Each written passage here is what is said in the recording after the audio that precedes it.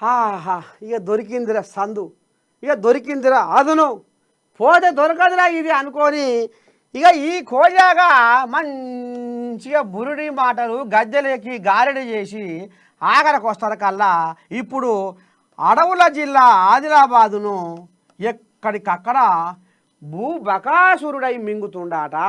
అడుగడుగున కబ్జాలు, ఓ నీ దండం పెడితే కొల్లలు, 100 కోట్ల విలువైన సర్కారు భూములకే ఎసరు పెట్టిన శుద్ధపూస ఇవాళ పాయల్ శంకరు మన ఏఎన్ఎన్లకు వచ్చిండు.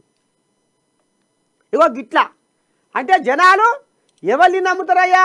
జనాలు మాటలు వచ్చేటోని నమ్ముతారు, మాటగాల్లోని నమ్ముతారు. వెనుకటికి కేసీరావయ్య, అది మొన్న మీకు ముచ్చట చెప్పాలి. మొన్న నేను ప్రోగ్రాం కానీ పోతున్నా, ఒక ఆడ కారు ఆపినాం, షాయో పోయో తాగుతున్నా. అందులో ఒక ఆమె అమెరికాలో ఉంటుందట, ఆమె తెలంగాణ ఆమె. మీరే కాదు, నేనే నర్సయ్య తాత, మీరే చూస్తున్నామండి యూట్యూబ్లో మీ వీడియో చూస్తున్నాము. కానీ మీ యాస బాగుంది, మీ భాష బాగుంది. ఇగో వెనకడికి కేసీరావు ఆంధ్రోలని తెలంగాణ యాసలో తిట్టి తిట్టి తిట్టి తిట్టి తిట్టి అధికారం దక్కించుకుండు. అంటే తెలంగాణలో యాస బాగుంటుంది. కేసీరావయ్య యాసకు తెలంగాణ జనాలు ముగ్ధులయ్యిర్రు.